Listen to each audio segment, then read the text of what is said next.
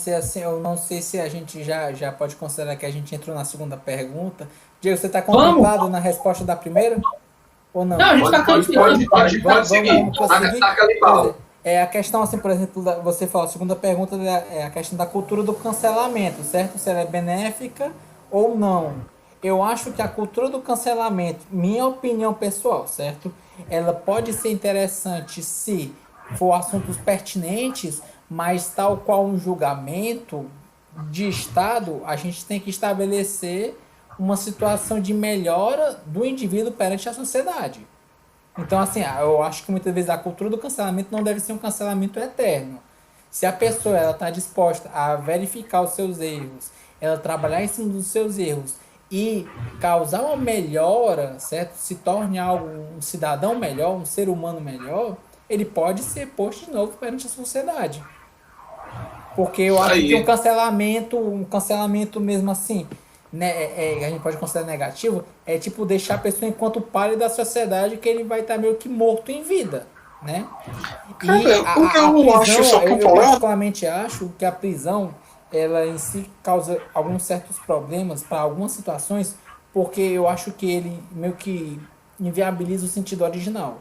Porque, na minha concepção, a prisão ela serve para você afastar um indivíduo que está causando problema na sociedade, e nesse sentido, o interesse era fazer uma reeducação para que ele seja posto de novo na sociedade e que faça uma contribuição para essa sociedade. Davi, eu te pergunto uma coisa. Qual é a responsabilidade desse pessoal que faz o cancelamento? Qual a responsabilidade? Cara, o Sleep Giants, ele, por exemplo, que ele faz alguns trabalhos relacionados com isso, vamos dizer, entre aspas, certo? Ele trabalha para fazer cancelamentos a grupos anti-vacina, a grupos ligados ao olavismo, ao bolsonarismo, certo? Há grupos que trabalham em cima de fake news. Nesse sentido, eu acho pertinente a gente fazer essa verificação de cultura de cancelamento para que essas pessoas que estão espalhando fake news, elas tenham noção que elas estão causando mal à sociedade, elas não devem ser beneficiadas perante isso e que elas tenham uma noção, nem que seja econômica, nem que doa no bolso, para eles olharem e dizerem, olha aí, realmente eu estava errado, foi mal, galera, errei, vacilei, mas eu vou tentar trabalhar para ser um ser humano melhor. Vou perguntar de novo, de outra maneira. Quem é que vai se responsabilizar se é da cultura de cancelamento se fizer merda como fizeram com o Lucas, por exemplo? Ninguém. Eu acho que nesse ponto, viu, Diegão, é importante a gente colocar uma discussão muito pontual.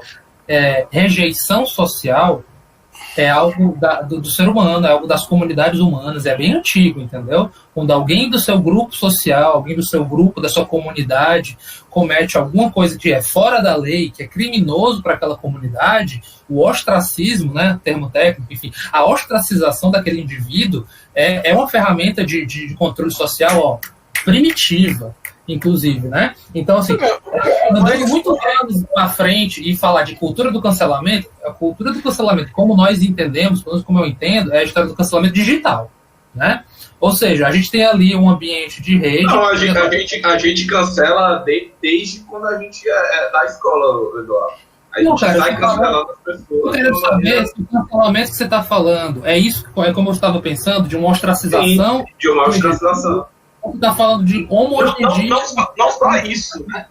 Porque a ostracização, ela também carrega isso que tu tá falando da cultura, dessa cultura digital. De pegar um lado de responsabilidade e levantar uma bandeira para ostracizar ou atacar um determinado alvo. Uma coisa que eu rede acho... de ódio, né? Vamos lembrar de rede de ódio nessa hora.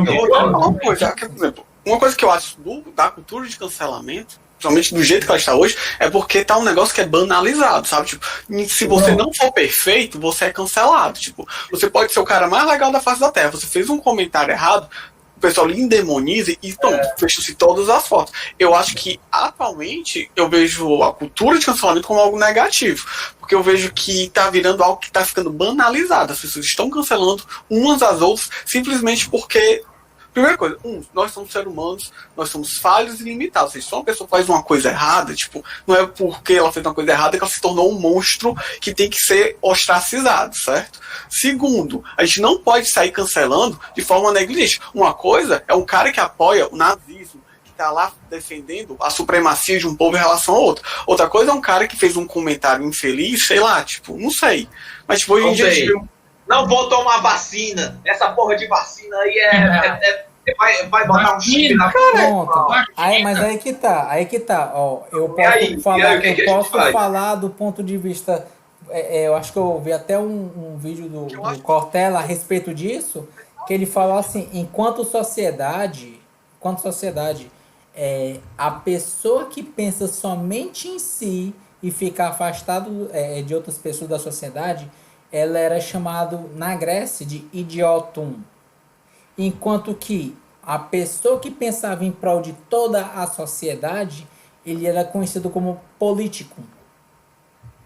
Certo? Então, assim, a gente já tem definições desde a época da Grécia Antiga a respeito de pessoas que não eram adequadas e que não se encaixavam perante um pensamento geral da sociedade. E tem termos para isso. O idiota, muitas vezes, é considerado a pessoa que é burra. Mas o idiota em si, a palavra original, original que veio do latim, que trabalhou em cima, é aquela pessoa que ela em si ela é muito egoísta. Ela é voltada para isso. Mas e aí, Davi? Como é que faz com esse idiota aí? Que cancela, não cancela? Nesse sentido, fica parecido com essa questão da prisão. A gente tem que, dependendo do grau e da gravidade... a gente afastar, dependendo do grau e da gravidade da situação, o interessante talvez fosse afastar durante um tempo da sociedade, reeducar o cidadão de uma forma correta para que ele possa ter uma ressocialização com a sociedade que ele está trabalhando. A justiça, Samuel, tem como lidar? Não era para lidar com isso? Me explica aí, Samuel. Me dá uma luz. O que eu acho é que a cultura do cancelamento hoje em dia, ela tá negligente. As pessoas estão cancelando umas às outras por qualquer coisa. Eu tenho esse sentimento. Então, meus 20 centavos, né? Eu concordo com o que os colegas falaram, assim, tipo, eu entendo que realmente houve uma infantilização do debate, né? A banalização e a infantilização do debate, porque a gente tem que trabalhar em nós, assim, com a tolerância. Claro que tem tópicos que realmente tem o chamado cancelamento do bem, né? Será que haveria o cancelamento do bem? Ódio do bem, né? O ódio do... porque às vezes nem é por ódio, cara, é por influência, entendeu? Não é porque... Há um ódio emulado, entendeu? Há um ódio criado. Sim. Preconceito é um comportamento, é um valor, asco, nojo, enfim, chama de vários nomes, né? É algo que pode ser aprendido sim, entendeu? Pode ser algo, inclusive, a nível inconsciente mesmo, você vê se apresentando, se você tiver estudar fobias e outros fatores ansiogênicos, muitas vezes a gente vai encontrar ódios e aversões que foram construídas ao longo do tempo, na história do sujeito, na história da família, na história da cultura, entendeu? E aí se expressa de uma forma que o sujeito não reconhece. Olha, não sei bem porquê, mas eu te odeio. E assim, não é você, às vezes eu odeio você, sua família, odeio sua tribo, odeio sua origem, odeia, entendeu? No sentido bem amplo e aberto, sabe? Então, muitas assim, vezes por medo, né? Por medo de não conhecer, né? O pré-conceito, né? Às vezes é medo do desconhecido, né? Ou desinteresse em conhecer. Às vezes, aí que tá. Às vezes, esses são múltiplos fatores, é complexo. Quando a gente vai catar mais, a gente vê que é bem conhecido sim, entendeu? Só que muitas vezes é complexo porque tem alguns aspectos, né? Que pode ser conhecido e outros que não, né? Realmente, eu não conheço, eu acho estranho, eu não quero conhecer, eu tenho medo, eu não vou.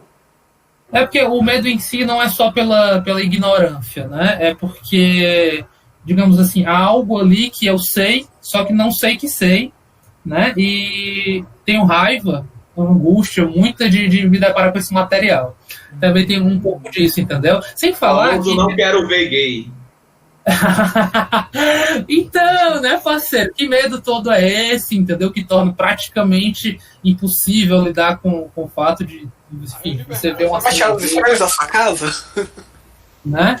Mas assim, a masculinidade frágil, né?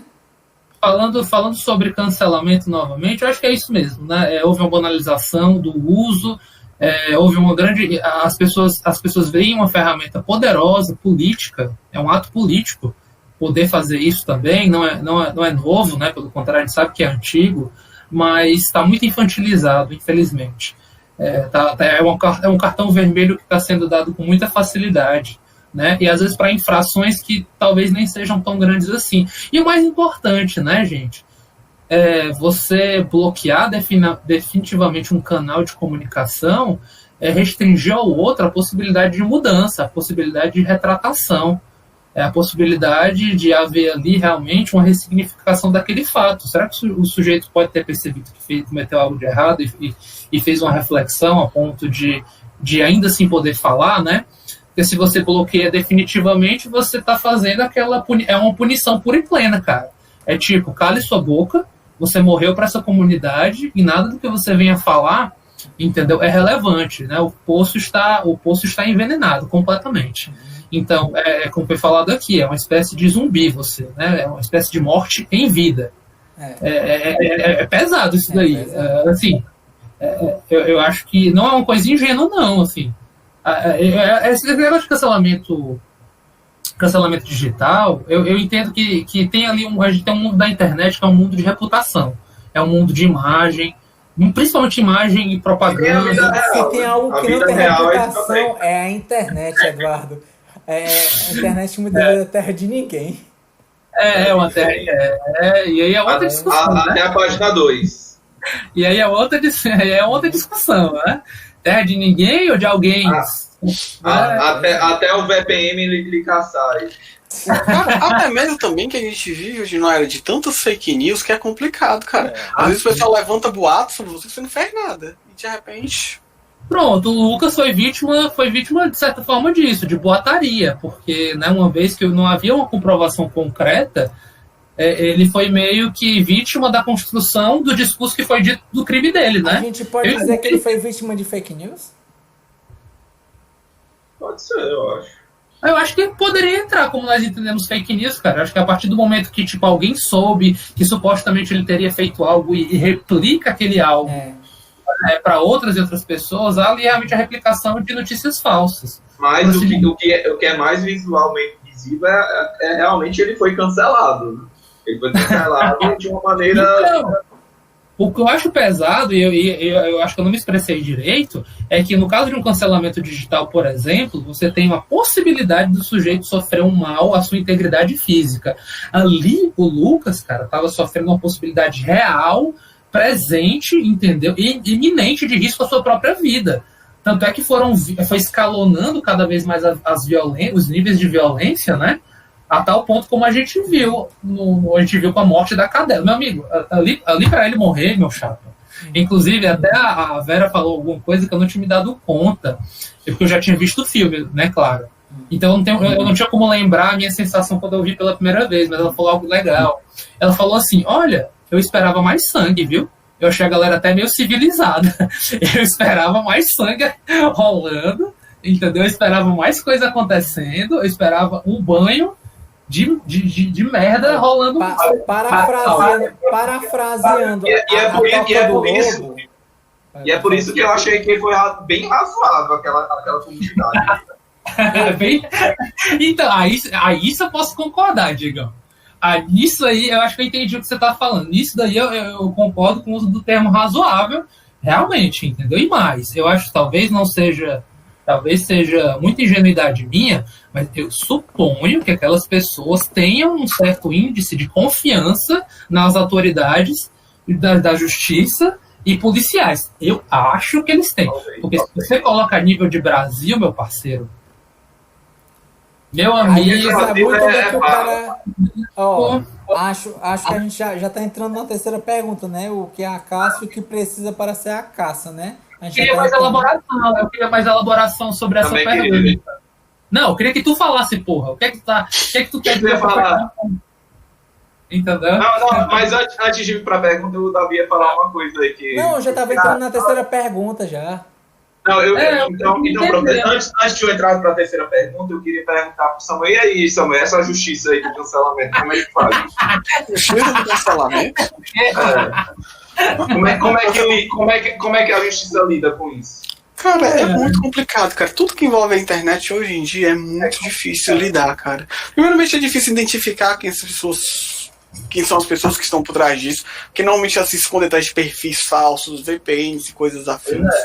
Quando finalmente conseguem, tá, a gente tem uma legislação, né, sobre os crimes cibernéticos, mas que, na minha opinião, ainda fica muito aquém do prejuízo que realmente pode acontecer.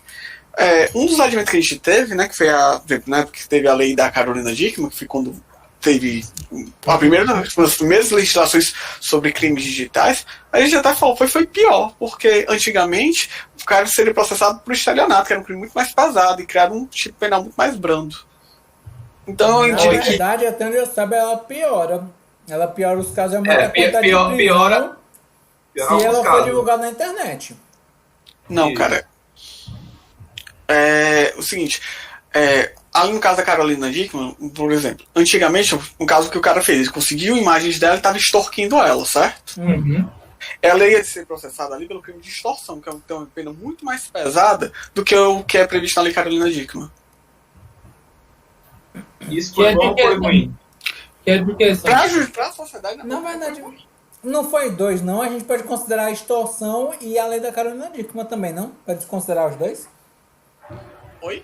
A gente não pode considerar duas acusações?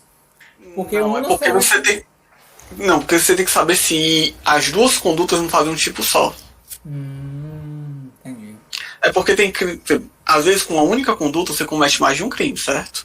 Certo. Às vezes você faz várias condutas, faz vários crimes, aí vai depender do caso. No caso da lei da Carolina Dickmann, se não me engano, já tem uma conduta prevista que é extorquir pessoa mediante roubo de... Deixa eu pegar aqui que eu já dou informação mais precisa. Que eu achava que era divulgar material, uma coisa assim.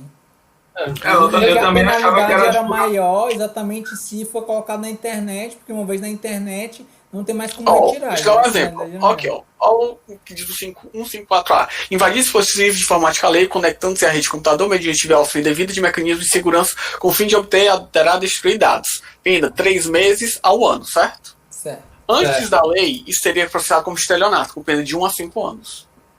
Tá entendendo? A lei Carolina Dickmann tornou esse crime mais brando. Ah, entendi. Então, qual foi a vantagem Eu vou dizer qual é a vantagem da lei Carolina Dickmann. Tem um deputado federal que fica dizendo, eu fiz a lei Carolina Dickmann, vai pedir volta. Cara, sério?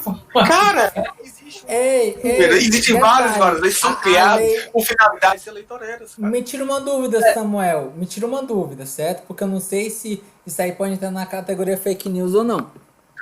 O nome é Lei Carolina Dickmann ou Lei Dickmann?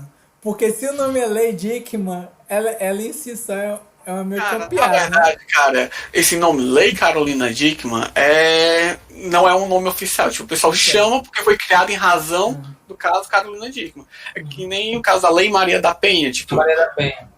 É por causa em razão do que aconteceu com a Maria da Penha. Ah, tá. Eu achei que era Lei Maria da Penha mesmo. Então, eu achei que era. Eu achei que era Lei não tem Maria esse da nome Penha. não, né? Não, Lei o não nome tem- dela é Decreto-Lei 284 de... Ah, é um número aí qualquer. É um número, tá vendo? Exatas funcionando. Olha aí, tá vendo? Qual a importância do número, Eduardo? Antes de você menosprezar as notas, Mano, acho que esse bicho. menosprezar os números. Até o fim da live eu vou estar convencido, Davi. Só que não, viu? Só que não. Só que não. Ei, o que é Cássio e o que é preciso pra Não, ser? mas peraí, vamos com calma, vocês não Diego. É, Vocês não Agora dá, pô. 1h30 da manhã, porra. Ninguém falou. É positivo cultura de cancelamento, não é? eu falei Olha, logo no início. o Davi falou. Eu falei. Do jeito que está sendo usado, não estou vendo como positivo.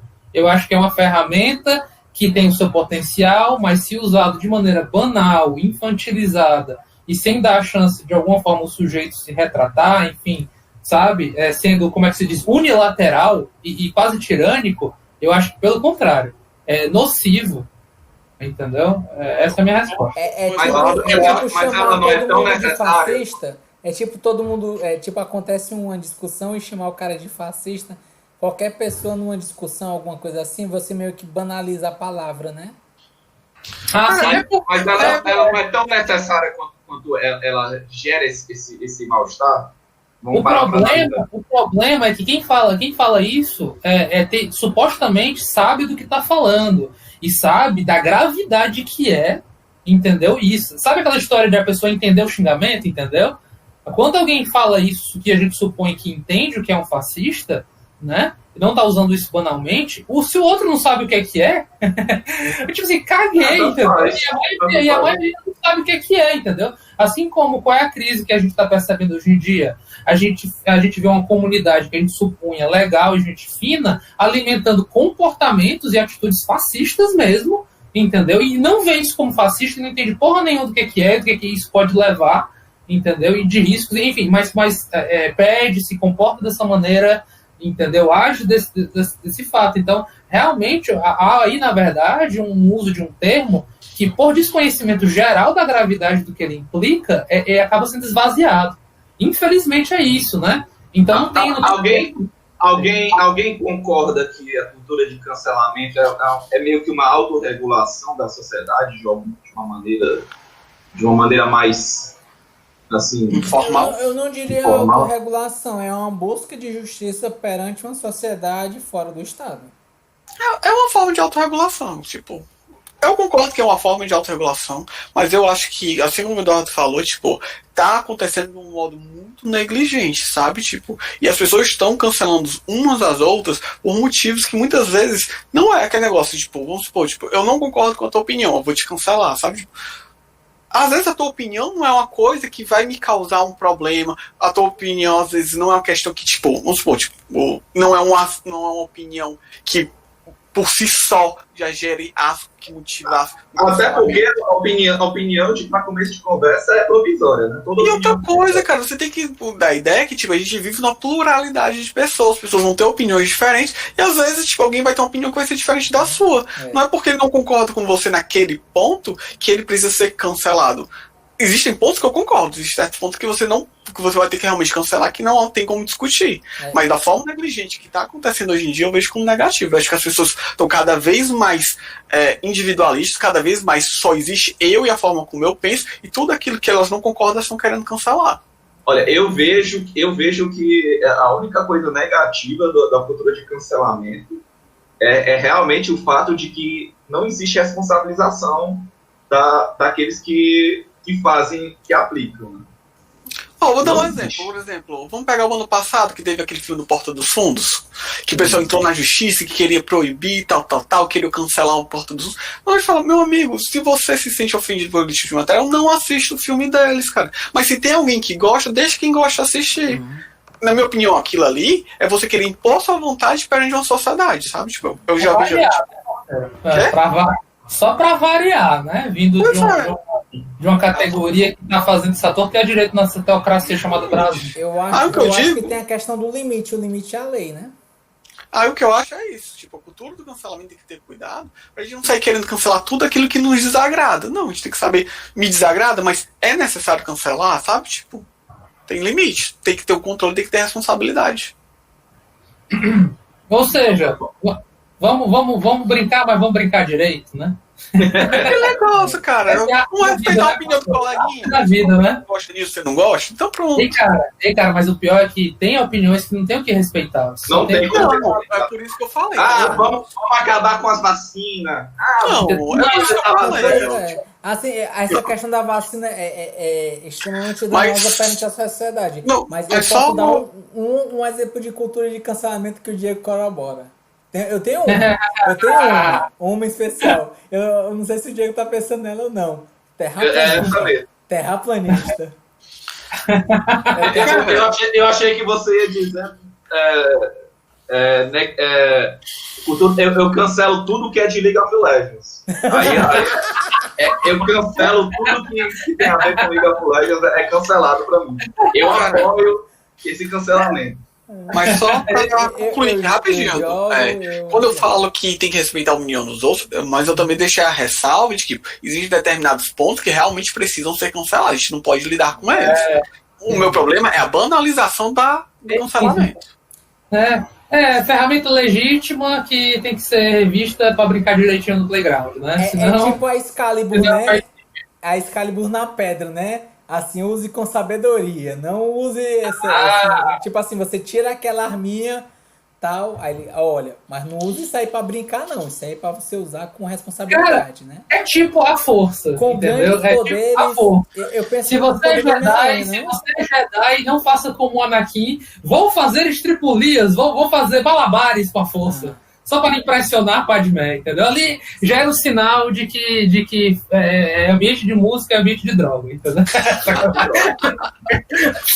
Só que Vai em paz, Spectre Joelho.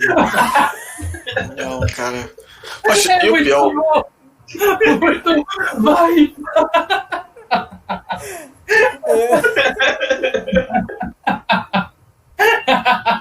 Ei, você gostou, né, Diego? Olha só. Eu acho fantástico até hoje. Ai, muito bom. Eu penso na analogia do Homem-Aranha, né? Com grandes poderes vem grandes responsabilidades. E essa questão da cultura do cancelamento é exatamente esse ponto.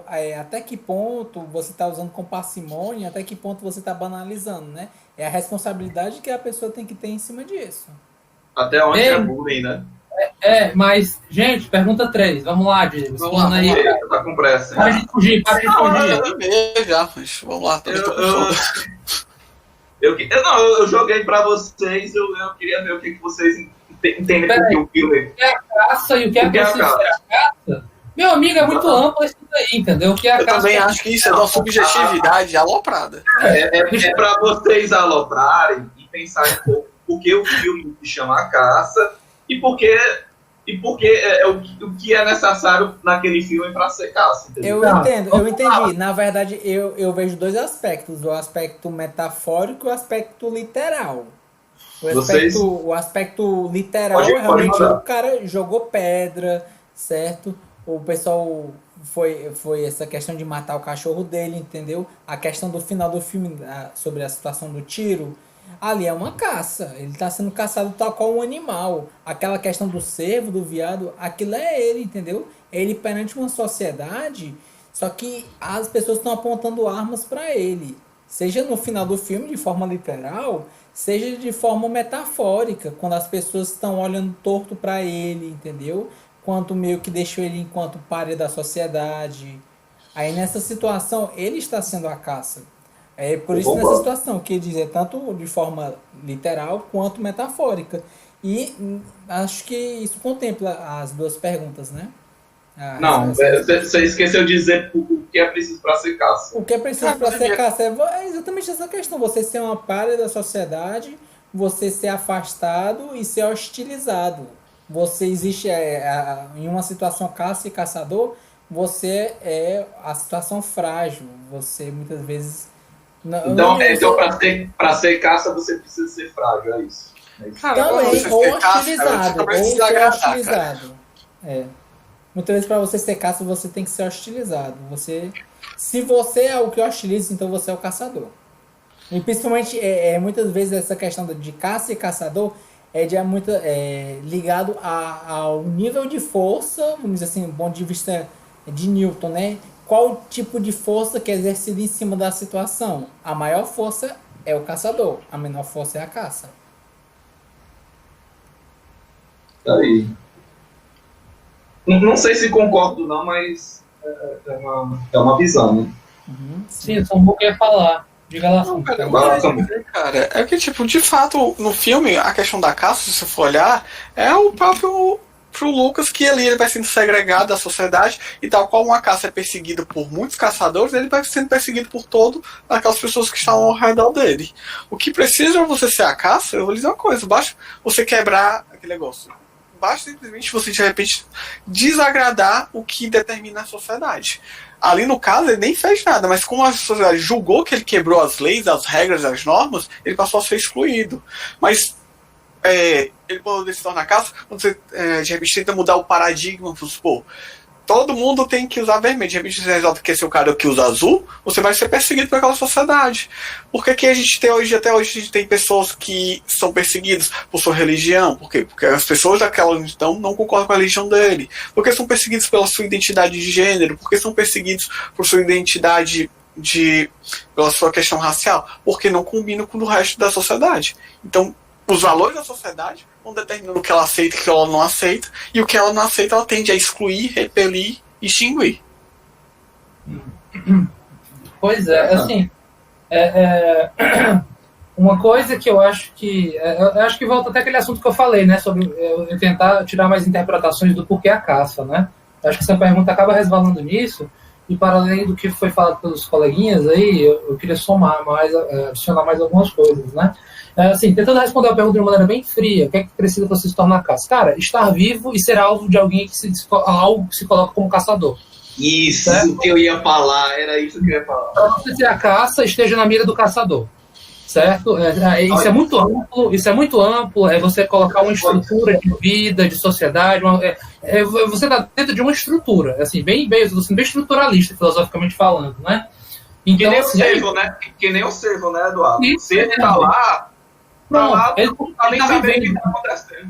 Tá vivendo, entendeu? Mas alguém na sua arrogância de autoridade, de espécie supostamente mais evoluída, eu não vou nem falar evolução, de uma espécie, uma posição de uma certa superioridade, enfim, em que se coloca, de mais inteligência, de capacidade de dominação, vai lá e, enfim. E o que é importante dizer é o seguinte, olha, esse filme coloca caça e coloca que para aquela comunidade a caça é algo muito importante para a identidade daquele povo, certo? É algo que determina ritual de passagem, é algo que determina quando um menino se torna verdadeiramente homem, ou seja, é um rito de passagem para aquela galera, né?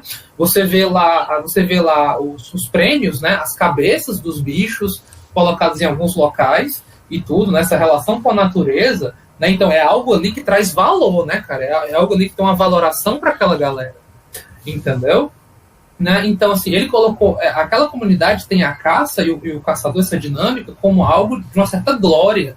Mas, por exemplo, em que momento a gente viu aquela caça sendo tratada com uma certa dignidade para causar alimentação, para gerar alimentos? Eu não lembro de nenhuma cena do filme que isso foi colocado em pauta, entendeu? Ok, vamos nos alimentar agora do que foi caçado, sabe? Porque isso traz uma certa, digamos assim, dignidade. Não, é esportivo. É o caçar pelo caçar, entendeu? É o caçar pra... Eu acho que o único momento que fala algo do gênero é quando a menina pergunta qual é a comida favorita do cara. O cara diz que é carne de veado. Carne de veado, que tá lá no selvagem e tal, e toma um balaço na merda, né? Quer dizer, na merda mesmo, né? Então talvez o Lucas seja... E o Lucas é esse cara. Ele tomou um balaço na merda mesmo. Ele estava no local errado, no momento errado, na situação errada. Entendeu? Por motivos completamente fora do seu controle, completamente fora, assim, até certo ponto do seu controle, por assim dizer, né? Vem de um inesperado, você está lá diante da segurança da sua floresta, né?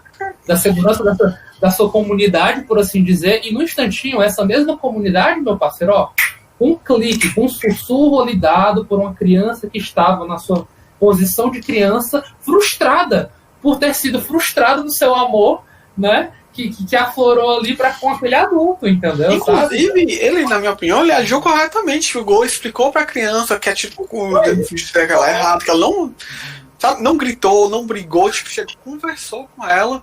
A única coisa que eu acho que ele devia ter feito, ele devia ter comunicado o que aconteceu pra diretora, mas tirando isso, eu não vejo nenhum tipo de erro na conduta dele. O foda é que a diretora não deu nem oportunidade dele falar, né? Não, ela chegou e disse, olha... Não, na verdade ela chamou. Ela chamou. Ela chamou inicialmente pra falar.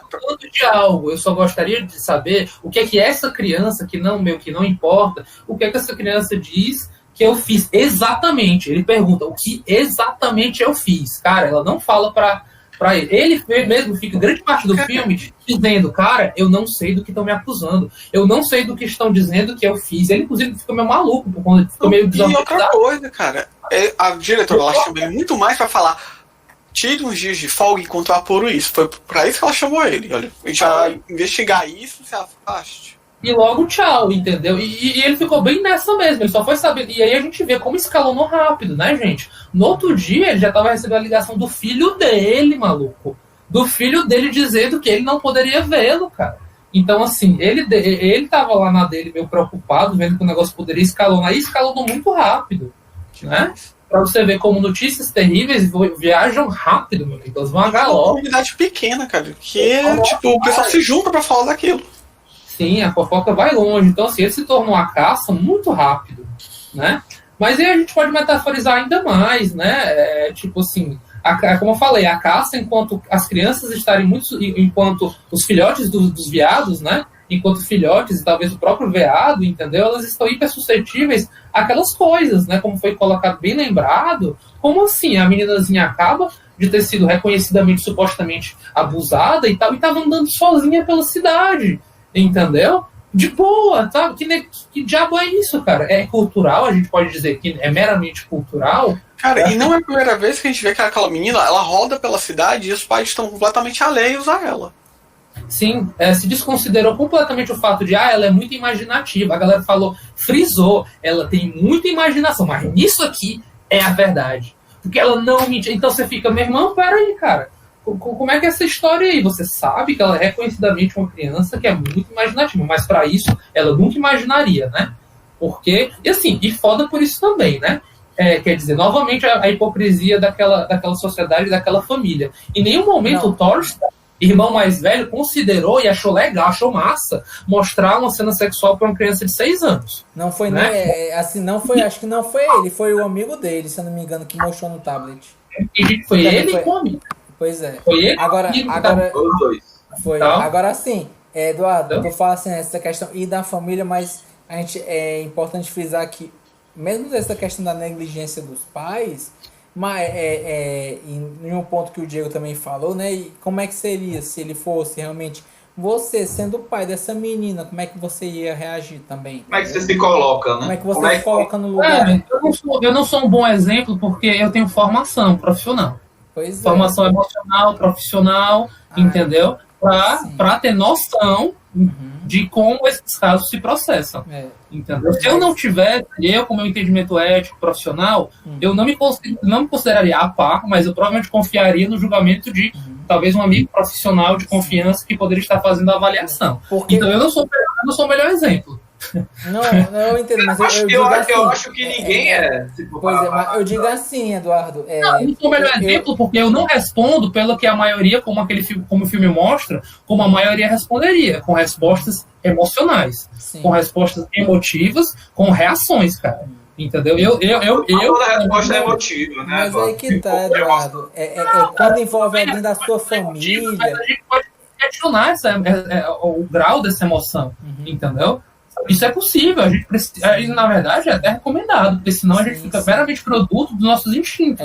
Não concordo, mas Eduardo, é exatamente esse ponto, assim, eu entendo que você tem toda essa grande carga de conhecimento voltada nessa área da psicologia, né, inclusive essa questão da sua formação, do seu trabalho, mas eu digo assim, existem algumas situações que o próprio instinto, a pessoa, ela vai agir do lado emocional, se acontece alguma coisa com a sua família, eu digo, essa questão da filha, ou de um pai, ou de uma mãe, e você escuta, tal pessoa, aconteceu tal coisa, o primeiro rompante que você vai ter é de raiva. É muito emocionado. É muito emocional, entendeu? Assim, você vai dizer assim. Eu não estou negando isso, gente, mas onde vocês querem chegar? Qual é o ponto aí que a gente... O que eu estou dizendo é exatamente a respeito desse aspecto de que, assim, você falou como essa questão da sociedade e da família. Eu creio que, tirando, claro, os pais estavam relapsos sobre essa questão do cuidado com a filha, após o ocorrido, você tem que mitigar os danos, o dano chamado dano mitigado, né? Você tem que tratar exatamente do problema pós-ocorrido. Como é que os pais vão tratar essa situação? Qual a melhor forma de tratar isso? E aí, nesse sentido, o pai ele tentou tratar assim, como a mãe da melhor maneira, que é tentar proteger a filha da forma deles, entendeu? Não estou dizendo que é o correto, eu estou dizendo que é uma atividade que em si ela seria esperada. olha, assim, esse filme é de sutilezas. Sim. Esse filme é de muita sutileza e não joga na sua cara. Sim. Eu acho que esse fato aí é importante dizer. Ela é uma criança que chegou a escalonar aquele fato, ele escalonou por algo que o filme, na sua sutileza, já estava demonstrando. Clara se via como uma criança distanciada emocionalmente daquele par ali, daquele casal, daquela família. Ela estava realmente se sentindo carente, e você vê que aquela carência não é uma carência assim, sem motivo. Tem motivo sim. Realmente ela era uma criança que era muito deixada de lado, ela ficava para trás. Note que quando ela vê a silhueta do pai contra a luz, ela não vê o pai, ela vê o Lucas. Ah, olha a sutileza do filme, entendeu? Naquele momento ali de delicadeza, ela dormindo e tal, é Lucas que ela vê, que traz a lembrança, que caramba, nossa, eu tô pensando nele e tal, entendeu? Sabe, não, quem tá aqui é papai, entendeu? Pensou no cachorro também, né? Pensou no cachorro que morreu, né? Exatamente. E querendo interagir com a casa. Ela queria ser parte ali daquela vida com o conjunto do Lucas enquanto filha, naquela relação ali que ela estava, enfim, enquanto criança, cada vez mais conhecendo e se entendendo, né? Então, tipo assim, como havia ali, o que eu quero dizer é o seguinte, há um sintoma que estava acontecendo, que porventura acabou dando naqueles eventos, mas que, a meu ver, pelo menos até aquele momento ali onde ela visita novamente a casa do Lucas, aquilo não estava sendo trabalhado, entendeu? Aquilo não estava sendo... Gente, mudou alguma coisa entre vocês? Entre você, pai da Clara, com a mãe? Mudou? E, cara, eu digo que mudou. Eu digo que depois dali, depois que o negócio ficou meio escroto... Tudo mudou. E aí o cara bebeu menos, entendeu? Passou a tomar cuidado se bebia ou não, entendeu? Sabe? Passou a ser mais atencioso com a filha. Eu entendi que mais amável também com sua própria esposa, né? A mãe da Clara. Então houve ali uma mudança naquela forma de funcionar. Mais atencioso ainda entre aspas. O irmão dela também. Que ela ainda perambulava pela cidade sozinha, foi bater na cara do suposto molestador sozinha, ou seja, tipo... depois dali, depois dali é que, de fato, eu acho que o filme tenta mostrar que houve uma mudança, assim, eles se viram melhor, o que a gente tá fazendo de errado, né? O que a gente tá negligenciando nesses cuidados com nossas crias, né? E justamente isso, o Thorsten também, né? O Thorsten também mudou, ele passou a dar mais atenção. Ele chorou, né, naquela cena da ponta da árvore de Natal. Isso, tipo, uma coisa, ela botou a Clara, provavelmente muito imaginativa. Crianças dessa natureza, cara, são crianças que se veem muito alienadas, né? Eu, quando senti essa solidão da Clara um pouquinho, mesmo ela estando ali no social, eu entendi que ela era uma criança que se via meio que fora, meio outsider, sabe? Meio estrangeira, né? Tanto é que quando ela pega o Papai Noel, ela coloca o Papai Noel sozinho, mas numa posição legal para observar. E ela era essa criança, ela era uma criança que lúdica, cara, que brinca com os toques que a gente chama, né? Que brinca com os padrõezinhos, entendeu? Extremamente imaginativa. Ela entra... O filme é muito sutil, novamente, né? Ela entra num quarto lá nas cortinas e fica contando as cortinas. Ela tá naquela cena antes de ver o pênis, né? E ela tá vendo os padrõezinhos na parede que estão rolando. Ela não pode pisar nas listras, sabe? Então ela tinha essa forma de se comportar bem diferentezinha, bem diferenciada dela, que o filme novamente não estampa na sua cara, né? Aí você tem que criar ver mais esse aspecto, né? Então eu pelo menos vi a Clara como justamente uma criança que vivenciava uma solidão até certo ponto, né? Estava vivenciando vivenciando muito isso, né? Então quando o Thorsten, ela coloca o Papaizinho Noel lá, mas na posição de observador, né? Ele pega, tu não acha legal botar mais próximo da galera? Ou seja, meu amigo, né? Cliques foram acontecendo ali, né? Ou seja, ele foi e vem cá, se junta mais com a gente, entendeu? Fica mais próximo do papai, da mamãe, da família, né? Puxou mais para perto. Eu acho que isso foi bonitinho essa cena e bem legal, novamente para reforçar o que mudou naquela família que foi acontecido, né? Eu acho que esse filme, a força dele tá em duas coisas. Na atuação dos atores, que é muito boa. E dois, na delicadeza do diretor de saber lidar com essas questões, de saber trabalhar com sutileza um tema tão polêmico. Olha, e é polêmico pra cacete, viu? Porque é aquela coisa, pedofilia é um crime muito sério e é muito comum. A gente não para analisar, mas esses casos do Lucas é praticamente exceção, né? Assim, ao que geralmente acontece.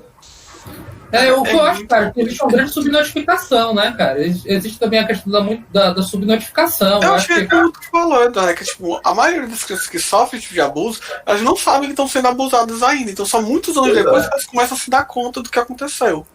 E mais, uma vez que sabem, não quer dizer que vai falar. Então a gente vai colocando os cheques, assim, é terrível. O que eu acho pior é que, tipo, um dos pontos mais altos de abuso é entre familiares, né? E muitas vezes a mãe sabe que o padrasto abusa, o tio abusa, o avô abusa, e não faz nada. Isso eu acho um absurdo pessoas familiares saber que acontece esse tipo de abuso e não fazerem nada. Aí a gente Isso vai é revoltante. E aí a gente vai se encaminhar para o campo nebuloso, cara, dos segredos de família, dos segredos em sociedade, né? Das coisinhas que a gente não quer falar muito bem sobre, que eu acho que é o que o A Caça é um ótimo filme introdutório para falar sobre o assunto. Entendeu? Eu acho que ele é um ótimo filme introdutório para a gente, se a gente quiser entrar num grupo de trabalho que queira lidar de maneira tão delicada com o assunto, eu acho que vale esse filme ser colocado ali, né? Com o devido cuidado, porque eu acho que o filme está querendo falar justamente sobre pré-julgamento, né? Sobre alguém que foi colocado no pelotão de fuzilamento por motivo, entendeu? Por um motivo que poderia ser resolvido de outras formas, né? Mas assim, eu terminei meu ponto de vista com relação à caça, apenas alertando que não por acaso cenas de violência, cenas mais sangrentas implicavam carne animal sendo colocada em cena. Lembrando, o linchamento do Lucas se dá quando ele pede costela, e é um açougueiro. Então, assim, não acho que é por acaso. Um dos momentos máximos de violência também é com um animal, que é o cachorro, sabe? Então, aquelas criaturas, né, que estão em uma categoria diferente da humana, que são facilmente caçáveis, elas morreram nesse filme, entendeu? E foram também, de alguma forma, em cena, simbolicamente colocadas lá, sabe, para dizer, olha, a violência é um clique, parceiro. Sabe, com a pedra voar na cabeça de um, e poderia ter voado na cabeça do Marcos, inclusive, era uma questão de angulação, coincidência, e alguém ter morrido de fato ali, né? E tudo mais, assim, então, apesar de eu ter entendido que como o tiro no final foi um aviso, né? Um aviso de que o perigo estava lá, estava rondando, não se sinta confortável em momento algum, não se sinta em momento algum. Eu achei que, tipo, apesar de tudo que passou, tipo, aquele negócio de chorar não acabou. Não acabou, entendeu? E, assim, honestamente, aquela coisa, assim, encaminhando um pouquinho mais pro final do filme, né? Como foi bem colocado aqui, a gente não testemunha a transição, né? Quando os ressentimentos, pouco a pouco, foram colocados para fora e supostamente houve ali uma religação. A gente não vê isso, a gente supõe isso com base no caralho. O cara foi lá pra casa. Lá, se cumprimentando. Que condenou o cara, entendeu? Mas é aquela coisa, é muito do olhar, né? A câmera muitas vezes focava no rosto dele, né? E ele olhando assim pros rostos da galera. E a galera dando aqueles olhares meio assim, ei, mas tô te vendo, beleza? Eu entendi como sendo uma forma dele tentar ler aquelas pessoas, sabe? Ele tentar ganhar em si mesmo confiança de caramba, esses caras estão me aceitando mesmo, esses caras, assim, realmente tá tudo bem, voltou ao normal, ao novo normal, né? Voltou ao novo normal, como é que é? A gente ainda vai ser esses amigos e tal, assim, eu vejo que ele tava tentando ler ali, se ainda havia desconfiança. Sempre que ele olhava, era, ok, tá tudo bem, tá legal, ou eles ainda estão olhando com aquele olhar que condena, né? Muito massa, os olhos que condenam, eu já falei. É uma puta série foda, né? Acho que ele estava tentando capturar e olhar aí. Detalhe, assim, no filme também que não mostra todas as pessoas que hostilizaram ele, né? Então, sim, pode haver pessoas que continuam hostilizando. Cara. A gente viu pouco da comunidade. A gente viu só os pais, né, ali, aquela reunião de pais, assim. Quem mais? O filme... Eu queria que vocês me explicassem um pouquinho da cena lá da igreja. O que vocês acham daquela cena? A cena mais poderosa do filme foi essa daí. Pra mim, eu honestamente acho a melhor cena do filme é toda aquela sequência. Pra mim, posso falar? Posso falar? Já tá no engate, fala. Eu acho que foi a melhor cena e vai pegar numa coisinha muito delicada que é uma comunidade cristã, ponto. Perto do Natal, ponto. um dos pontos máximos da cristandade e do exercício do amor cristão, do amor por um outro irmão, né, do exercício de caridade, o exercício de entendimento, e justamente nesse ponto alto que o filme nos citou, fala da puta, né? Nesse pontozinho delicado, um homem estava sendo crucificado. O homem estava sofrendo um puta lamúrio, uma puta de um suplício, entendeu? Por um crime que, ao que o filme tenta nos convencer, é um crime que ele não cometeu. Ele estava sofrendo uma fortíssima injustiça. E mais, aquele cara, ele se continha pra caralho. O Lucas é um cara que ele teve alguns arroubos de raiva mesmo, e eu acho, como eu falei no começo, né, eu acho que ele se conteve muito. E eu acho que estava demorando para ele ter, finalmente, ele colocar para fora alguma coisa que ele não estava conseguindo colocar, cara. E ele não colocou através de palavras. E é uma sacada, se liga. Ele não colocou através de palavras, foi olhar de novo. Foi o corpo dele, ele precisou beber um tequinho, entendeu? Olhar pro cara e dizer, meu irmão, olha porrada, né? Ele tava quase um Jó, na verdade, né? Se a gente bota por esse aspecto bíblico, ele tava quase Qual um a Jó. História do Jó, Davi? A história de Jó era a respeito de, se não me engano, o demônio. Ele falou que essa questão de Jó, que ele era muito temente a Deus, e que o demônio disse que é somente porque ele tem os bens e vai tendo essas questões e Deus começa a tirar, por exemplo, os bens, a família, o filho, e tudo isso Jó continuou, a saúde. Enquanto isso tudo, Jó manteve a fé, e por fim ele foi recompensado por toda essa fé, né? Por ter, assim, foi afastado por amigos também, ele perdeu amigos, e por fim ele teve a recompensa, que a recompensa dele foi realmente o retorno ao dinheiro. Ele casou-se novamente, se não me engano, teve novos filhos e teve novos amigos. Aí nesse sentido, tudo que eu chamo de parecido com esse filme, né, Cássia? Eu acho, Davi, que essa coisa é muito das histórias religiosas, mas principalmente as histórias bíblicas, de queda e ascensão. Né? Queda e ascensão de seus protagonistas por vias da fé, né? Teve desgraças, mas por conta de ter perseverado na sua força de vontade e fé, na sua crença, você recebe os louros por isso, né? Então eu acho que as histórias bíblicas estão recheadas dessa estrutura narrativa, né? Então eu não vejo isso só em Jó. Eu vejo isso enquanto estrutura bíblica narrativa que é muito comumente usada, né? A desgraça para, enfim, a ascensão à graça de alguma maneira. Porque no final, de certa forma, ele ficou com Marcos, né? Ele ainda estava com a namorada. Assim, então, entre aspas... Né? Ali a sociedade estava bem engasgada, na minha opinião. Eu senti... Inclusive, eu até falei, galera, se for eu fosse de vergonha e talvez de raiva contida. Pois é, assim, por isso que pra mim aquela cena foi tão marcante e tão legal, cara. E foi foda, porque juntou toda a comunidade ali naquela igreja, né? Sim. Uma das datas mais importantes pra eles, que pedia união e tal, ele era o ostracizado. Que mesmo tendo passado por um processo doloroso, foi linchado, né, inocentado e o caralho a quatro, tipo assim, foda-se. Foda-se, a gente agradeça pelo fato de que a gente ainda permitiu que você, na sua audácia, entrasse nessa igreja. Entendeu? Sabe? Tipo assim isso, sabe? Assim, se fosse Brasil, meu parceiro, eu acho que ele teria sido linchado já há muito tempo e morrido no vala. É um aspecto que eu vi perante o filme. Como é uma comunidade muito pequena.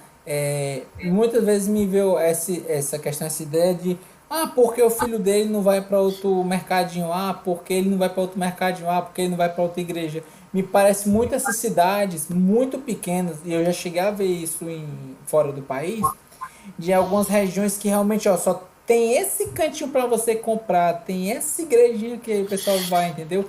Essa micro comunidade que ela é pequena e tem esses grupos de famílias que eles se unem em prol de algum ponto, né? Mas, Davi, assim, eu não acho que é falta de opção, cara. É porque o Lucas, decidido da sua inocência, queria provar um ponto. Cara, entendeu? É porque em nenhum momento você nota que ele baixa a cabeça. Ele sabe que é inocente e ele não se deixa baixar a cabeça. Ele tem dúvidas da inocência dele e ele não quer mostrar fraqueza nesse sentido. Fraqueza, assim, dúvida pro outro, né? De alguma forma, olha, eu tenho direito e dignidade, posto que sou inocente, entendeu? De estar comprando aqui. O julgamento tá vindo de você. sabe? É de você que tá vindo toda essa hostilidade. E eu não vou vacilar nesse ponto, entendeu? Então ele exigiu, ele até fala, eu tenho o direito de comprar aqui, foda-se, sabe? Então ele tenta colocar isso, que é um ato, que inclusive é um ato muito corajoso da parte dele. Ele poderia, ainda vendo toda aquela hostilidade ali presente ainda, tá lá isolado, ou mesmo fazer uma coisa que eu acho que não seria, acho que ninguém poderia julgar se ele fizesse, que é, cara, mandar o pé dali. Ponto, entendeu? Sai fora, cara. Tua reputação foi pro ralo, sabe? Você tá correndo Aceita, né? Aceita a nova realidade. Isso, você tá correndo um risco, a sua vida é real, entendeu? Muito provavelmente a próxima surra que você leve, talvez você saia com uma concussão, entendeu? Talvez você saia. O pé do que jogaram na casa dele, cara. Se pega nele, cara.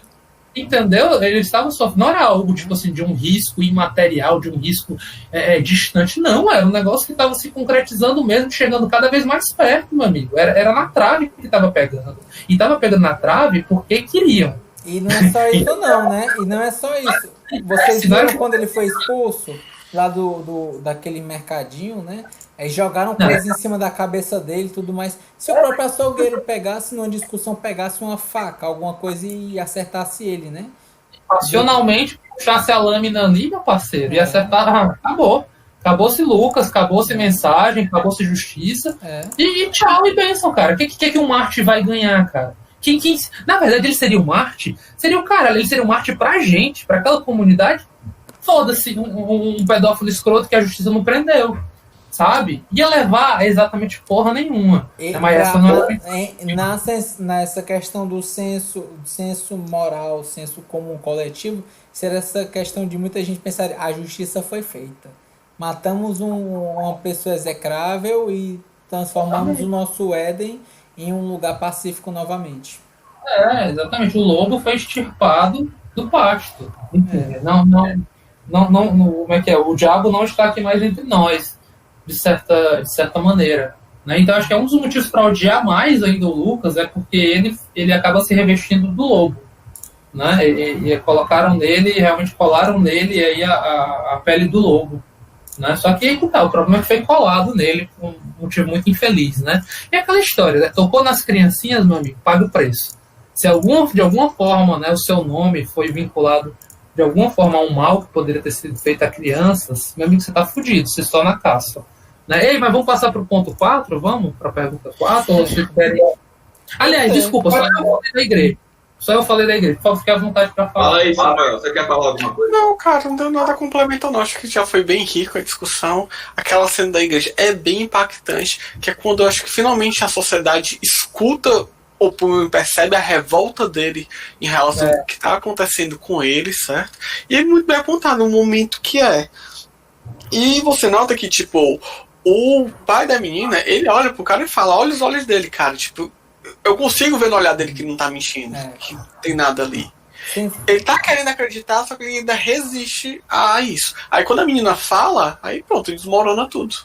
E assim, eu acho que um outro aspecto tem que ser dito também a respeito disso, porque ele é na noite de Natal, né? E perante, assim, o próprio local, que é essa questão, uma comunidade que ela é cristã, você vê que em vários cantos que ele passa ele é hostilizado, tanto que ele fica muitas vezes em casa. E um dos pontos que ocorre exatamente, ele sai de casa, vai para a igreja, e você vê que lá, a princípio, a priori, ele não é hostilizado fisicamente, vamos dizer assim, certo? Assim, de ser agredido, certo? Há um mal visto, certo? Há olhares, mas nesse sentido de você vai embora daqui, não. Isso ocorreu no momento de que teve toda a explosão, toda a injustiça que causou nele, causou essa catarse, vamos dizer assim, e ele foi até o Tolkien, é isso?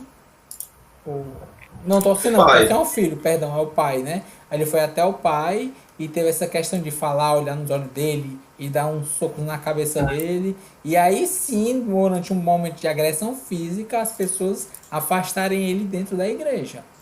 Mas ali, esse é um dos pontos, digamos assim, a igreja foi um dos poucos pontos neutros no sentido de que a pessoa não impediu ele de entrar, entendeu?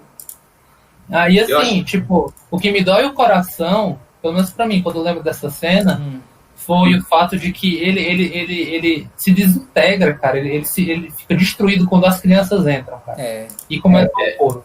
Aí ali as pessoas que acusaram ele. Cara, mas é isso. Ele olha pra trás, aí mas quando começa o coro das crianças, meu parça, que era o que ele que era quem ele gosta, assim, ele gostava. Cara, eu não tenho como dizer que ele não gostasse de crianças, assim. Ele tinha realmente um prazer de estar lá enquanto professor. Você vê como ele brincava com elas. Né? Assim, eu acho que isso é genuíno. Ele realmente gosta de crianças nesse sentido, né? Então, se ele vê aquelas crianças, inclusive a que acusou ele de algo, né? Que ele mal teve a oportunidade de conversar, ele sabe que ele entende o que aconteceu ali com aquela criança, né? Ele é a melhor pessoa para tentar entender o que aconteceu. Enfim, ele vê justamente as crianças cantando, mano. Aí, aleluia, aleluia. Aí ele começa a bater, né? Ele começa a querer cantar junto. Ele dá um chutão, né? Ele dá um chutão pra frente, né? Ele chutou pra frente. Eu acho que ele cortar o coração aquilo ali, né? E daí ele fica olhando pra trás e não aguenta mais. Ele fica olhando pra cara do cara, filho da puta, olha pra mim, entendeu? Vamos aqui, eu não preciso falar nada, só olha pra mim, né, mano? Entendeu? Acho que ele chega um ponto que ele pensa, isso tá tudo acontecendo, minha cachorra morreu.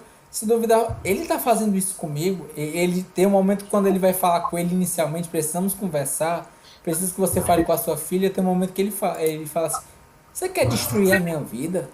Ele, eu acho que dentro da cabeça do próprio Lucas, eu acho que em algum momento ele pensou, esse cara tá inventando tudo porque ele quer me destruir. E eu não sei por quê, porque ele era meu melhor amigo. Pois é, né? Mais uma tragédia aí que a gente pode ver também na Bíblia, né, meu amigo? Irmão contra irmão, né? Assim, num clique, bote alguma coisa em jogo, né? E num clique você vai ter os irmãos aí, supostos irmãos, enfim, cometendo atos completamente terríveis, assim, dentro daquela comunidade, né?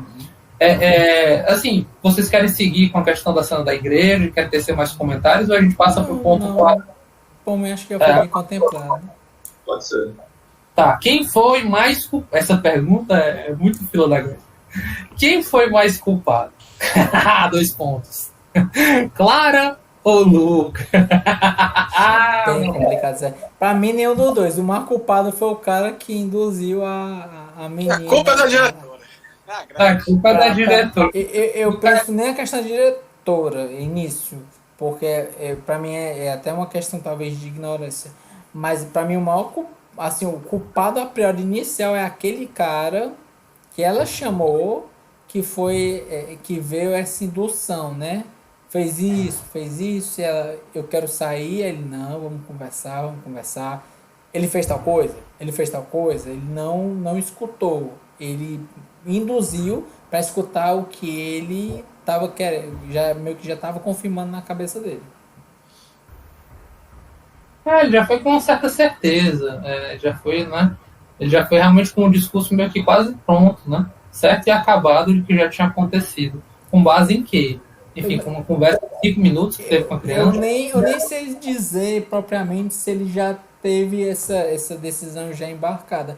Mas o fato dele induzir o procedimento, vamos dizer assim, a questão da filha, é complicado, entendeu? Eu tenho uma opinião muito... Mas eu queria elaborar de novo a pergunta para vocês, já que vocês estão se esquivando aí, que não querem botar a culpa nem pra Clara nem pro Lucas. Né? Eles não são culpados, cara. Ela é uma criança. Ela teve uma apaixonite e ela não soube reagir à apaixonite. O Lucas, ele fez nada de errado. Tipo, foi simplesmente uma situação que fugiu ao contrle dele. Então, não é esquiva não, porque eu não vejo culpa em nenhum dos dois. Eu sei. Entendi. Então eu vou mudar a pergunta e vou elaborar de outra maneira. Qual dos dois foi mais prejudicado por tudo? A Clara ou o Lucas? Acho que com certeza o Lucas. Cara, eu acho que o filme, na sua delicadeza, pelos sinais que eu entendi, interpretei, eu acho que realmente o mal maior foi pro Lucas, sabe? Entendeu? Talvez pra Clara venha até uma melhora na qualidade de atenção que ela vai receber dos pais, que ela já era muito negligenciada. que foi aquilo que a gente fala. No final das contas, ela recebeu uma certa, digamos assim, um benefício secundário do fato. Qual é o fato legal? Aparentemente não aconteceu absolutamente nada, né? Mas ela foi beneficiada, foi uma mentira, através da mentira ela foi beneficiada, né? Isso. E outra coisa, né? Ela mesmo criança, o filme dá a entender de que ela se toca. De que, cara, olha, fez algo errado. Eu fiz algo errado. Então, é algo que provavelmente a nível de futuro, ela, se já com a qualidade já notou, aquilo vai se alimentando. Entendeu? Eu não sei, a gente nunca sabe para onde vai se encaminhar um sentimento de culpa que pode ter surgido de fato naquele momento para ela. A gente não tem como dizer e precisar. Cara, inclusive, aquela criança, na minha opinião, tipo, por mais que não tenha acontecido nada com ela precisaria de um apoio psicológico para poder lidar com o que vai acontecer depois. Que, tipo, ela foi uma criança. Eu acho que a Clara é a maior prejudicada de toda a história. Na minha opinião. Cara, é aquela coisa, né? Eu não sei como é para vocês, né? Mas assim, a vida do professor, né? É o tempo todo lidar com uma situação de assédio, né? Situações de uso de poder, de situações de conflitos entre os alunos, né? Então eu responsabilizo muito o Lucas, mesmo ele tendo sofrido tudo que ele sofreu, mesmo ele tendo tido todas toda a injustiça, né, que aconteceu no decorrer. Mas, cara, é aquela coisa, a vida da Clara, assim, vai mudar para sempre depois do ocorrido, né? Se fosse uma criança no dia a dia, né? Você vai ser estigmatizado por uma situação que não ocorreu. Você vai ter o sentimento de culpa, vai ter outras relações daquela comunidade que não vão ser tão interessantes vão ser depreciativas. Então, assim, eu vejo a Clara como uma pessoa, assim, ela teve uma responsabilidade daquilo que ela falou, mas é um peso muito grande para uma criança comparado ao peso que o Lucas que ele aguentou de uma maneira que, assim, não estou assim, botando ele como herói, mártir e tudo mais, mas ele aguentou, entendeu? E aquela criança... Mas aí que mas tem outra coisa, ele vai ter que carregar aquilo, o filme deixa bem claro, ele vai carregar essa situação pro resto da vida dele. Pro resto da vida dele. E a Clara também. Ela vai carregar, ela vai carregar e a Clara pra sempre vai ser a molestada. Cara, mas ó, uma coisa, presta atenção, ó, o Lucas, tipo, ele tá... Se a gente for analisar... Vamos parar pra pensar, Samuel. Ele é o adulto da história. Ele é o lado que, assim, em teoria, tem mais preparo, né, na situação toda. E a Clara é só uma criança, entendeu? Cara, mas tu tá presumindo que ela vai crescer estigmatizada, cara. Não, eu não tô dizendo que tô presumindo. Eu só tô dizendo que ela, no decorrer da vida dela, ela teve uma situação muito depreciativa, entendeu? De tudo aquilo que aconteceu. Aquilo vai se carregar pro resto da vida dela. Mas aí é presunção tua, cara. Pode ser que, tipo, vamos supor, os pais pode ser que a vida dela, ela com os devidos cuidados, tenha vamos supor que sim, ela vai estar lá pra sempre.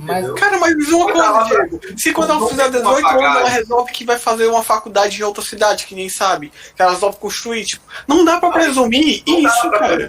Mas aquilo vai levar isso para ela.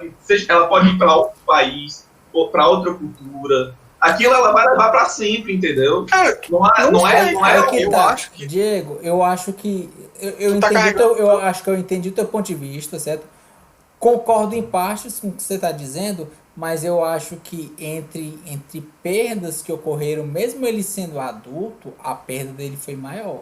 Ele teve chance de perder o filho dele levou uma surra, mas ele podia ter perdido. Por um triz ele não perdeu o filho. por um triz, aquela pedra que foi pra casa dele podia ter ido pro filho dele também e o filho dele ter morrido. Ele perdeu o cachorro dele. E o próprio final do filme mostra, ó, a questão da paranoia, do medo e da ameaça que continua constante. O dela, se ela depois, futuramente, ela teve um acompanhamento psicológico, as pessoas conversarem, com o tempo a gente pode ver essa questão, entendeu? Mas ele não.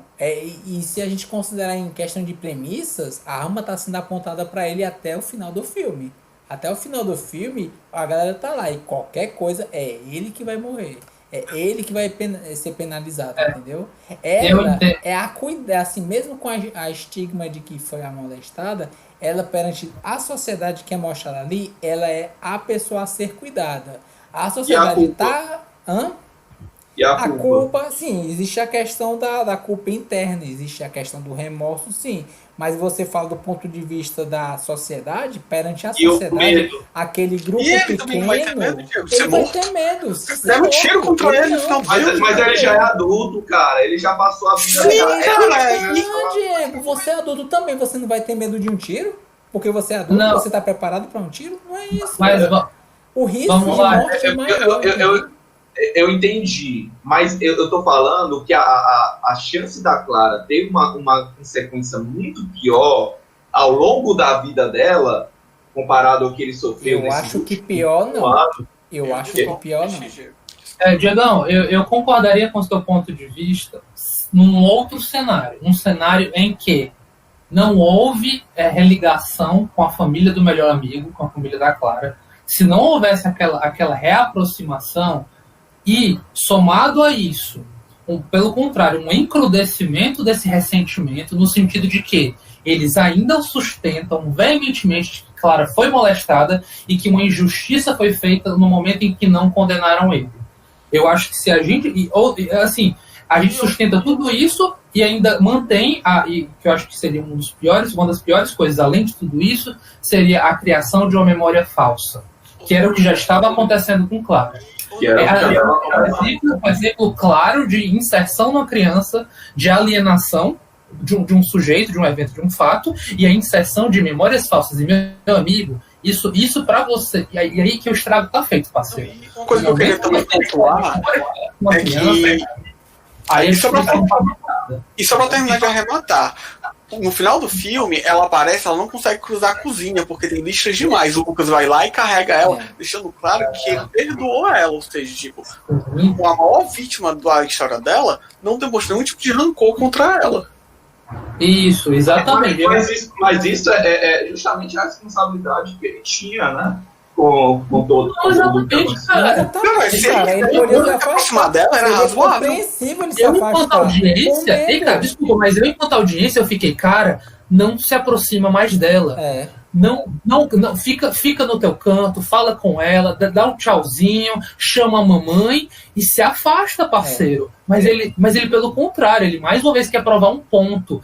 Eu não tenho que sentir medo de Clara, posto que eu sempre fui inocente e eu entendo o que aconteceu. Eu tenho noção de que na inocência dela aquele estrago aconteceu, mas que ela não é culpada por isso. Se tivesse havido o que eu queria que acontecesse, não ia ser legal e saudável para aquela criança, entendeu? Porque não ficou bem resolvido. Pelo contrário, ficou um ressentimento que não tem volta mais ali. Estragou-se completamente a relação com aquela criança e ela, sim, deveria se condenar pelo resto da vida de ter destruído, além daquela relação, prejudicado, deixado uma pessoa se sentir prejudicada pro resto da sua vida, entendeu? Eu acho que justamente nessa cola toda, nesse cenário, eu acho que aí sim a gente teria uma Clara potencialmente autodestrutiva, com potenciais chances realmente de desenvolver algum tipo de sintoma que fosse mais pelo enriquecimento desse sentimento de culpa, sabe? Porque aí sim seria uma vítima de um estuprador, de um aliciador, um pedófilo. Aí sim ela seria todo esse pacote, entendeu? Que além de ter sido negligenciada pelo sistema judiciário, né? Entendeu? Foi deixada ao léu, praticamente, sabe? Sem nem maior justificativa, o cara tá livre, lindo e maravilhoso. Aí, meu amigo, eu digo que com certeza você tinha um pacote da destruição para aquela criança, né? Com a memória falsa de que foi estuprada. E aí que tá. Com a memória implantada de que aconteceram uma caralhada de coisas que a gente não faz nem ideia, entendeu? Que a mãe e o pai possam ter construído ali pra fuder mais ainda com o Lucas e acabou foi fudendo com ela. Entendeu? Eu acho que nesse cenário a gente tem uma Clara completamente prejudicada. Eu acho que é a questão dos ciclos, né? São as lacunas e arestas que aconteceram e no decorrer do filme essas arestas vão sendo fechadas e preenchidas exatamente no sentido de que você pode evitar possíveis traumas futuros. Já, isso enquanto a própria Clara. Já enquanto o Lucas não. Somente um crescimento de sofrimento. A gente não chega a ver aquela transição do ano, a gente não vê um sintoma de redenção assim, enquanto a sociedade, a gente só vê a transição e não tem o famoso pedido de desculpas, né, que é o que a gente muitas vezes espera. E por fim tem a ameaça ainda rondando, né, constantemente. Então a gente não tem esse sentido de acolhimento mesmo perante o Lucas em si. Então nesse sentido eu acho que o Lucas foi sim o mais prejudicado. Eu concordo com muita coisa que vocês falaram e tudo mais, mas eu ainda vejo a Clara como a maior vítima da história toda. Eu ainda tenho essa visão. Assim, a vida do Lucas tá realmente em risco, cara. Assim, eu conto isso muito como um prejuízo real e próximo. O fato de que a vida dele está realmente na linha em risco, mediante uma injustiça por todos aqueles motivos que a gente falou. Eu posso entrar no mérito de falar agora sobre o segredinho, a curiosidade do final do filme? Sim. Vai falar? Eu acabei de ver na trivia do IMDb. Parece que no Blu-ray tem um final alternativo. E adivinha só, no final alternativo que o diretor colocou, era o Lucas tomando aquela bala e morrendo, agonizando com a balada de rifle. Sim, esse era um final possível que o diretor pensou se colocava ou não. Filmou e tá lá no DVD, no Blu-ray pra galera conferir, entendeu? Então, meu parceiro, eu fico imaginando, ele olhou assim pro produtor e pensou: e aí, meu produtor, qual é a mensagem que a gente vai dar? Será que eu mostro a podreira acontecendo, se total e concreto? Cara, eu vou ser sincero, imaginando aqui o final do Lucas morrendo, o que acontece? Eu acho que... Peraí, calma aí. Porque tá cortando, porque quando o Eduardo fala e o Samuel fala, e corta, não sai nenhum dos dois. Qual é o melhor final pra você? Eu quero saber isso. Desculpa, Samuel, pode falar. Imaginando os dois sucessos, eu acho que o final que foi escolhido foi o mais adequado. Porque a bala, tipo, você mostra ali e dá aquele sentimento de puta que pariu, mas você parou ali. Ele sobrevivendo, não, cara, ele vai passar o resto da vida com aquela bala rondando a cabeça dele, sabe? É muito mais pesado o sentimento do julgamento da sociedade. Como os veados na floresta, não é, parceiro? No começo ele começa como caçador. E a poética é que lá pelo final, não, amiga, você é literalmente a caça mesmo de tomar um tiro. Literalmente. Ele cria a real consciência de que ele virou um veado, sabe? Então, também ele não morrer e constatar toda a situação da vida dele bem mais impactante do que a... Eu sei que a morte é absurda, né? Mas pro filme, pra história que é contada, eu acho mais impactante. E é uma morte esportiva, pelo bem do esporte. Não é uma carne para ser comida. É o que eu estava tentando falar, né? A gente não vê ali uma caça sendo abatida e tratada para a galera comer de maneira festiva. Não, o filme não quer mostrar isso, não. É abatendo e abater por abater. Entendeu? Você vê os símbolos nas paredes do que é caçar aquilo ali. Mas não é aquela caça no sentido... vamos comer ali com uma certa subsistência. O filme não quer mostrar isso, né? Tanto é que tem até uma fala que tá lá no começo do filme, que ele até brinca: o seu rifle é esportivo, né? Ele pega e brinca. Esportivo? Entendeu? Como assim esportivo? Entendeu? Não, meu parceiro, tem essa não. A gente caça aqui é pra matar mesmo e foda-se. Entendeu? Não tem essa disso não, assim. Pode crer. Tirar pra ganhar. Desculpa. O Samuca votou. E aí, vocês? Qual é o melhor final? Você votou pra qual, Eduardo? Cara, eu prefiro esse final que foi mostrado aí. Eu também. O final do tiro ia ser muito filho da puta, cara. Eu também. Os dois finais tem uma mensagem, né? Os dois têm uma mensagem. A bala já é uma grande mensagem, meu parceiro. Aí é uma mensagem. Aí, Diego, saindo desse muro da mensagem, qual é o final que você prefere? Qualquer um tá bom aí. Tanto faz. Não, qualquer um não. Tem que escolher um. Vamos lá, meu filho. Sai do muro. Escolhe um. Faz aí, pô. Ele levando bala, ele sem Diego. Escolha um, cara. Escolha o um. real é bem. Vamos lá. Aí parou Não é ímpar, essa, vai. né? Parou Eu ímpar. pensei. Eu pensei. Cadê? Coroa é Não, bala. deixa de conversa fiada, Chico. Bora, mas dá uma opinião aí. Deixa aí, então. Você gostaria de ver o Lucas estribuchando com uma bala de rifle que havia ele atravessado enquanto ele olha e vê o sol cegando o rosto do seu algoz, cara? Era isso que você gostaria? Ou pra ti ficou melhor ainda ele ter quase tomado um tiro e só não tomou porque o algoz não quis? Ia ser mais chocante, né? Se ele levasse a bala, né? Mas é melhor ou pior? Mas o que Isso que seria a bom, questão é cara, qual sabe? final Filme. que você prefere? Eu acho que seria bom pra mensagem do filme se ele levasse a bala. Ah, é? Pronto, então você acha melhor o de tiro. Beleza. Caralho! Ei, cara, e qual seria a Ia ser mensagem, cara, se ele tomasse o balaço? Qual seria a mensagem que tu acha que ia A ficar? mensagem é esse, né? A cultura de cancelamento tá aí pra fazer justiça.